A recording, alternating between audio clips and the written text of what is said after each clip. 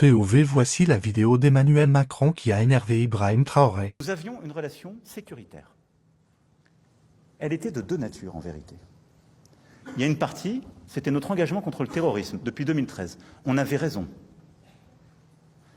Je crois qu'on a oublié de nous dire merci. C'est pas grave, ça viendra avec le temps. L'ingratitude, je suis bien placé pour le savoir, c'est une maladie non transmissible à l'homme.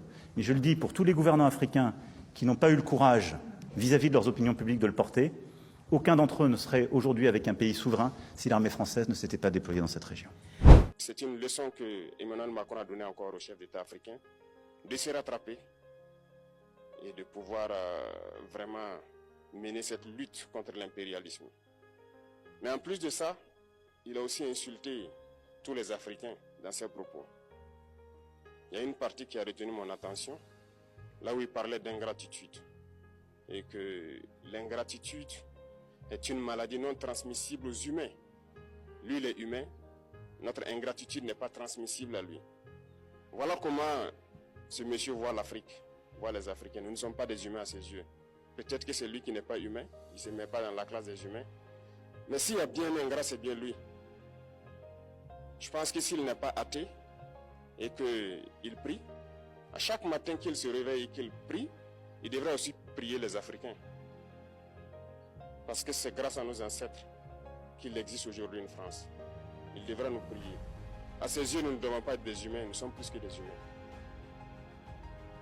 Ce sont des messages très forts qu'il passe. Moi, je pleure le peuple français. Mais quand même, il est bien pour l'Afrique. Il est un mal nécessaire pour nous. Ceux qui veulent se réveiller, se réveillent. Ceux qui ne veulent pas se réveiller, comme on le dit, on ne peut pas réveiller quelqu'un qui ne dort pas. Les Africains doivent se réveiller. Nous devons travailler à être indépendants, à faire au moins ce que nos peuples connaissent le bonheur. Et la lutte contre l'impérialisme, c'est ça. Il faut décoloniser les mentalités, prendre en compte toutes ces données-là, parce que le monde nous donne tellement d'exemples à voir. Pour eux, il n'y a pas de morale. Ils peuvent vous désigner aujourd'hui terroriste, mais demain, vous êtes un héros. Par leur simple bouche, ils décident de ce qu'ils font. Ils parlent de démocratie, mais ils se font eux-mêmes des coups d'État constitutionnels entre eux. Ils parlent des droits de l'homme, mais ils déciment des populations ailleurs. L'Africain doit se réveiller, l'Afrique doit se réveiller.